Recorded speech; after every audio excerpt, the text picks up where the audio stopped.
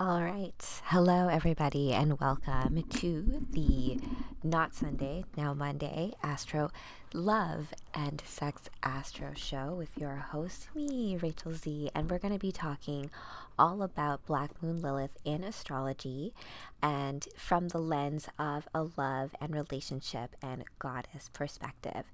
And I just wanted to give you guys a shout out if you find this content informative, useful, magical in any kind of way, please give it a like, share, and subscribe. And I have all the little links and underneath the wizard where you can support the show by grabbing us a mushy. But without further ado, I'm going to get into the chart of the everlasting now. And so I'm going to be using a new chart. One that I'm going to be using in my readings going forward because it's the one that's a bit more useful for things like synastry, which if you don't know what synastry is, it's when you have two charts and you're overlaying them on top of each other so you can see what aspects lie between the two of them. But without further ado, let's get into that. So you can see right here, this is today's current planet. So the way I call it, the chart of the everlasting now, because time is always happening all around us, all the time. Now, and then we only have memories and dreams to guide us in terms of what's past and what's coming. And the stars are a good way to kind of find some guidance through all of this. Oh, I didn't mean to do it like that, but first of all, let's point out what Black Moon Lilith looks like and where she is right now.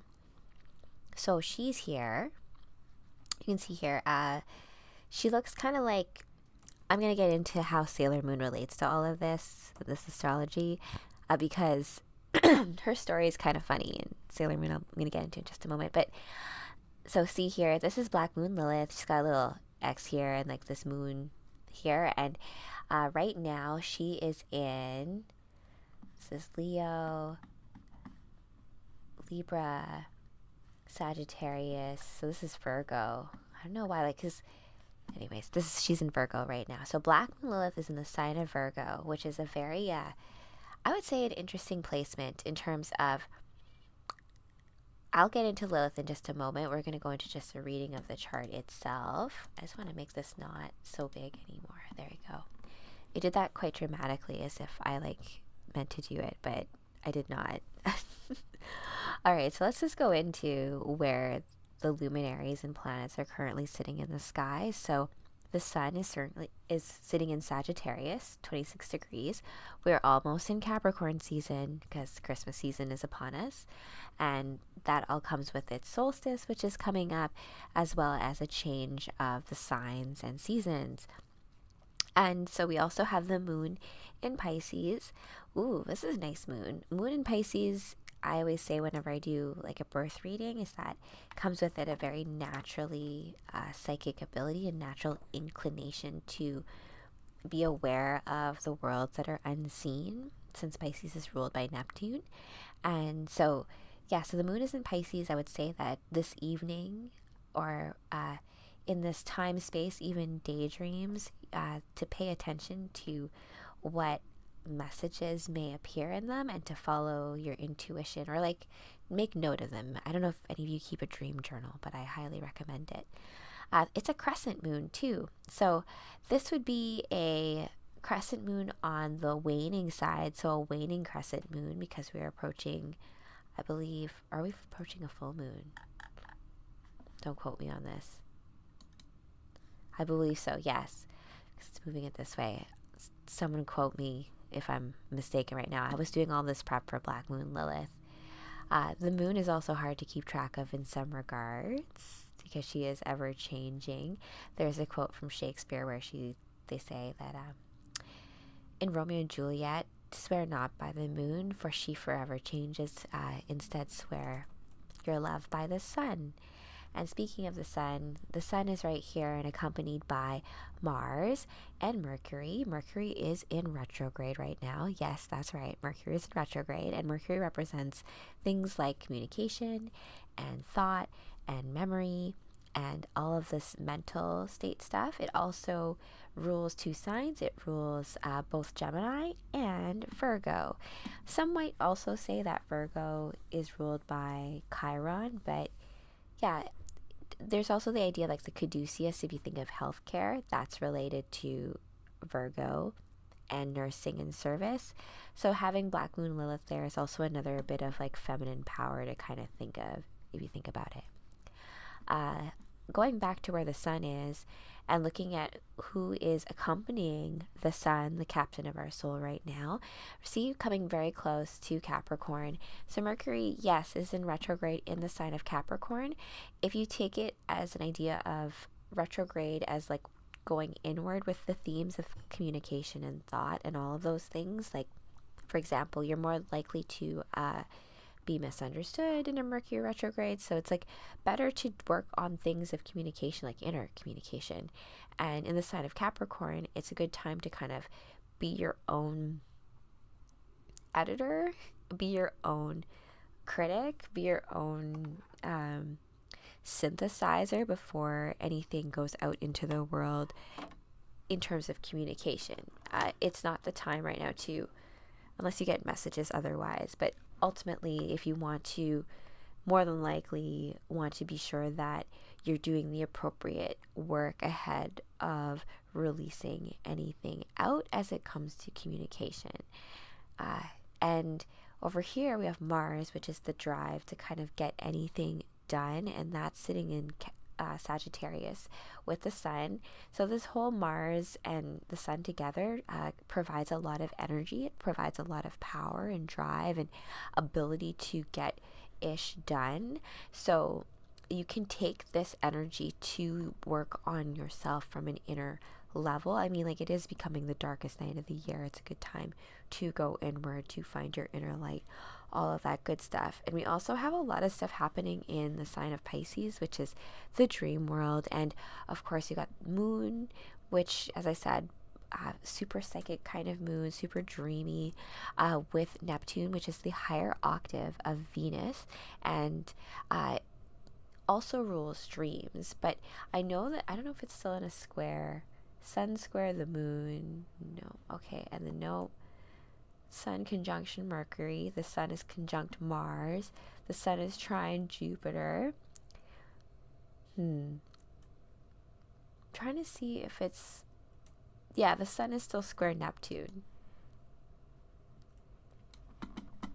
So when you do your chart, typically your horoscope is of course your sun sign, and what you'll want to look at too, as like one way, there's so much you can look at in your chart. You could spend a whole lifetime figuring everything out. But what I like to look at is major aspects with your personal planets or your major planets. So things like if you have a really close orb or level of degree in creating an aspect like a trine or a square or an opposition between the sun and, let's say, a generational planet like Pluto or Neptune, which take a really long time to get around, the sun, and so they spend a lot of time in every sign.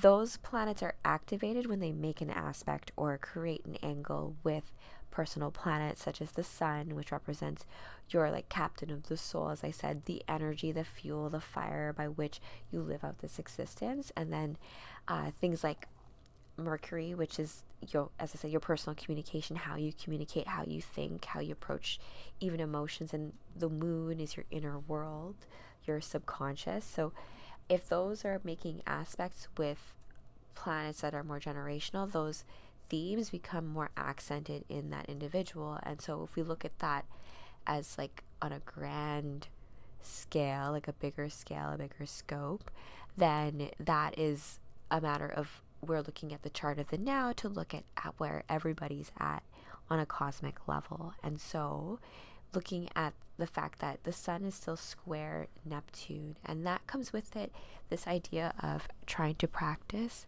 I shouldn't say trying, let's have a bit more of active language, right? So when we are practicing discernment when it comes to people trying to sell you stuff, marketing is very much ruled by Neptune.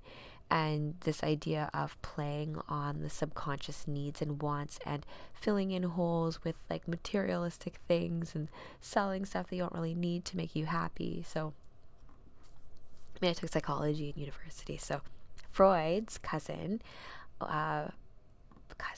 nephew, Bernays, was the father of advertising.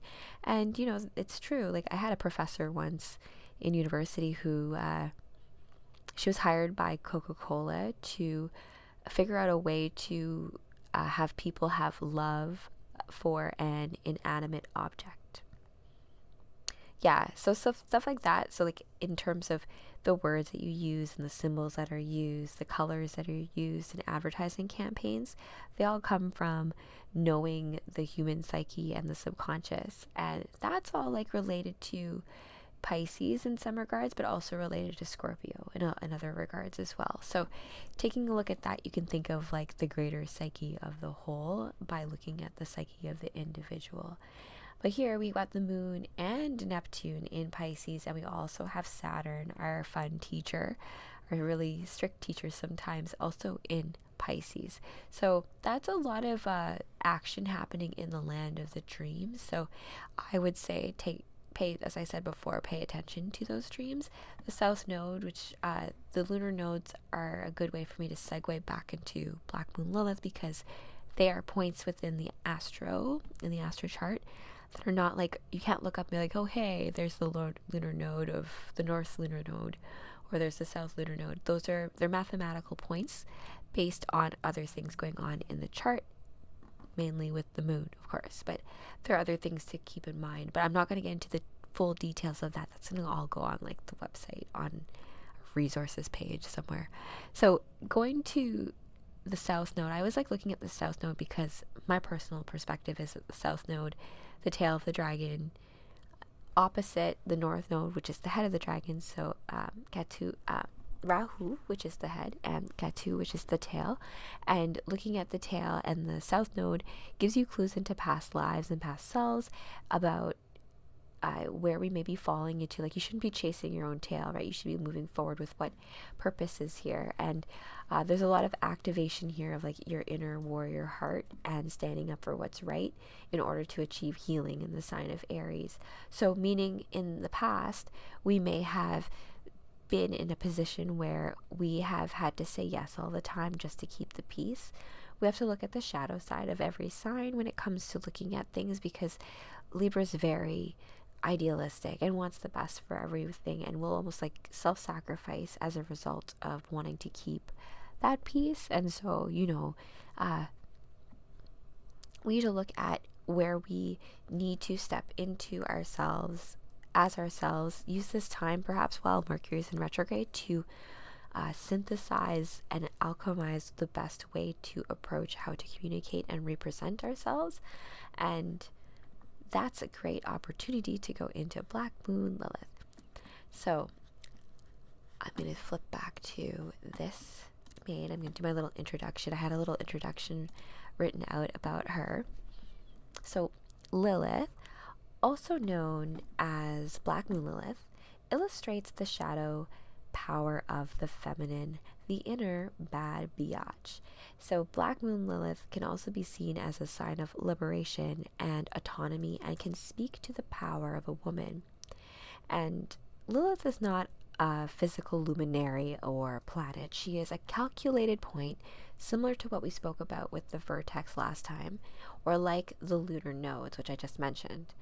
Because the lunar, or rather Lilith, is calculated according to the lunar apogee, which is the furthest point in the moon's orbit around the Earth. She is literally the embodiment of Pink Floyd's Dark Side of the Moon. I was talking to Kevin about this. You need to explain that better, because I'm going to think about the other side of the moon and how that's calculated.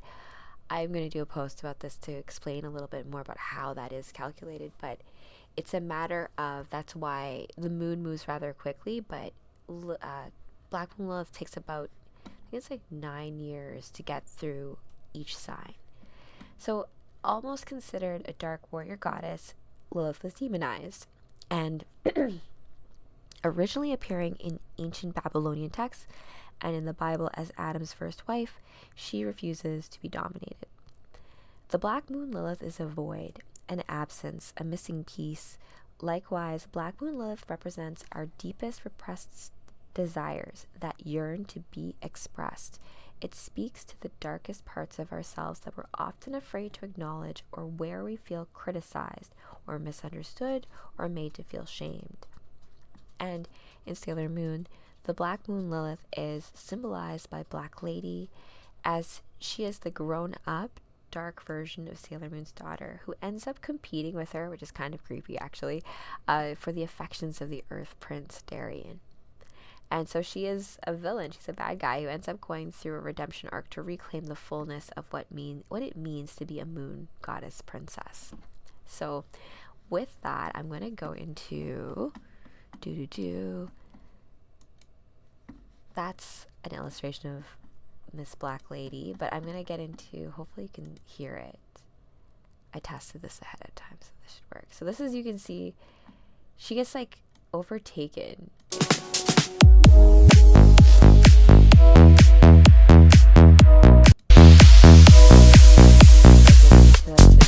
The darkness, the jealousy, all of like the darker emotions she gives into. So then she becomes, yeah.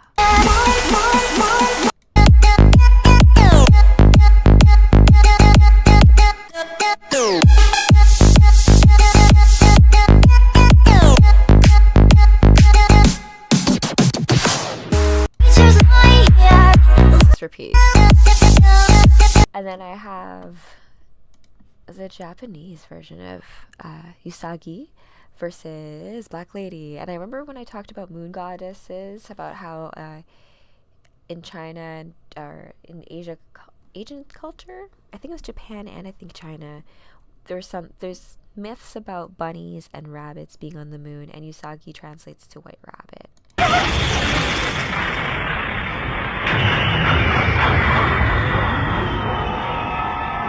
間もなく暗黒ゲートが開くわ。ワイズマンよ、邪国水晶のパワーを送り込むがよい。私がこの身で受け入れ、この世界を粉々にしてやるわ。シリウサちゃんが邪国水晶のパワーを受け入れるだって。シリウサ、そんなことしたらあなたも死んじゃうのよ。死ぬことなど恐れはしない。闇こそこの世の全てなのだから。私を愛してくれる者のいないこんな世界なんて消し飛んでしまえばいいのよ。あなたは一人じゃないわ。シリウサ、何を言ってるの。お前たちに一体何がわかるというの。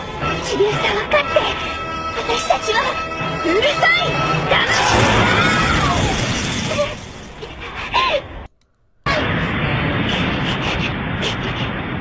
これから君たちは大いなる試練に立ち向かわねばならない。浮ついた中途半端な愛では太刀打ちできない。君たち二人の強い愛の絆がなければこれからの危機を乗り越えることはできないだろう。この世を全て闇で埋め尽くしてやる。助けてみせるわ。必ずシリウサを。セラーム、今こそ二人の力でこの試練を乗り越えよう。マモちゃん、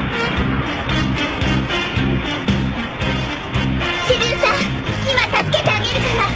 あなたに取り組む邪悪なエナジーを消し去ってみせる。臨時症のエナジーなどに負けはしない。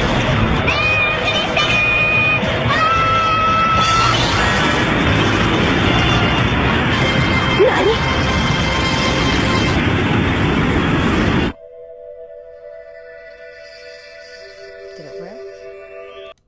思い出すのです。幼い頃の私同士のぬくもりを。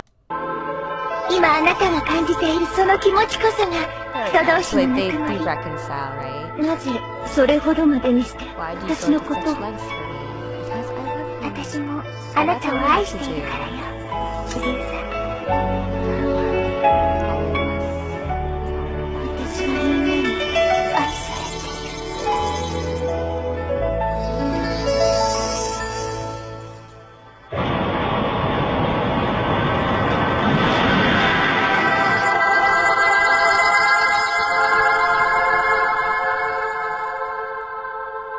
シリウサちゃん、元に戻ったのね。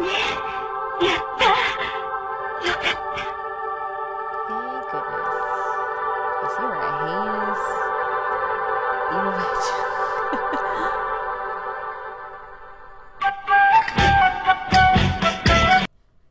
Okay, so I'm going to close that. And we're going to go back here to the chart of the everlasting. Now we're going to talk about Black Moon Lilith a little bit more as like an astrology point. I don't think this one gets into... I kind of went into a bit of... Here, we're going to do...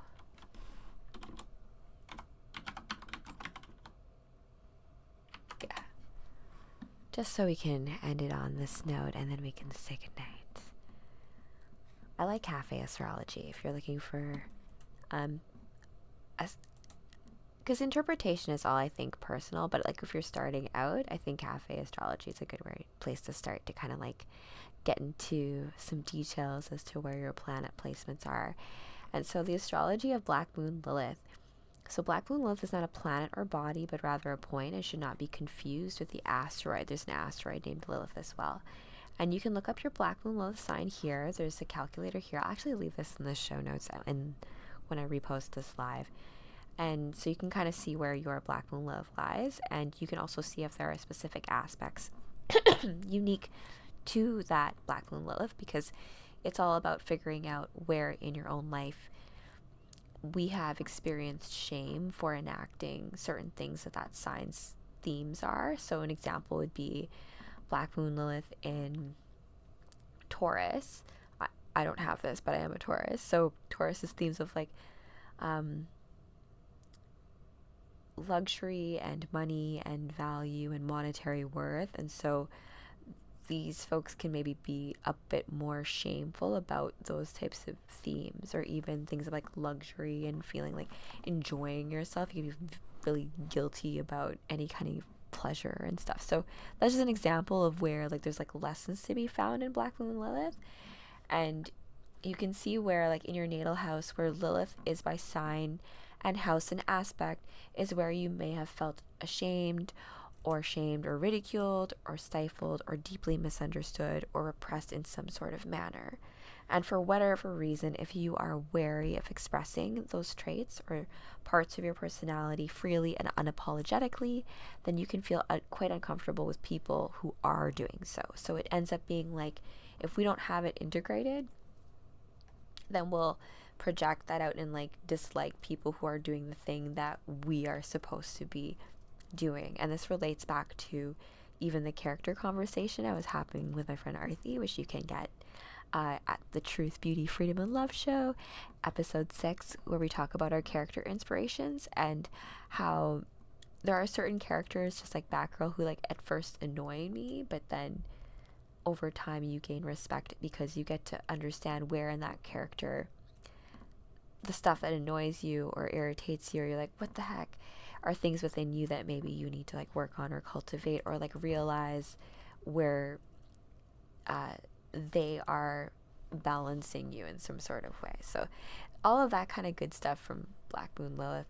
And there can also be a binging and purging cycle involved with the traits of Lilith's sign or house, wherein we overdo or go all out expressing these traits that she's in to the extreme, and then feel really bad about doing it. So this big burst of emotional stuff, because remember, it's still a lunar thing, and lunar is all about emotion. And then this leads to a purging stage in which we reject or deprive ourselves of the characteristics. So eventually the need for them is strong. So we go to extremes again, perpetuating this self-destructive cycle. And so, for example, with Lilith in Aries, this discomfort may be about asserting oneself. When a person with Lilith in Aries feels the need to assert themselves, it feels so wrong and unnatural that they do it in a choppy, extreme, and messy way. And afterward, they feel ashamed of this display and vow never to repeat it again.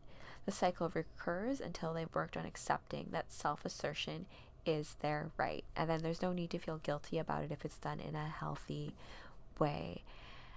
So to work through this, we need to accept these traits in ourselves and express them in ways that we've transformed or made to fit our lives without fear or guilt. We may have too high expectations. I think there's quite a few of us out there who do all this kind of stuff of ourselves in these areas, and we can convince ourselves that we don't care.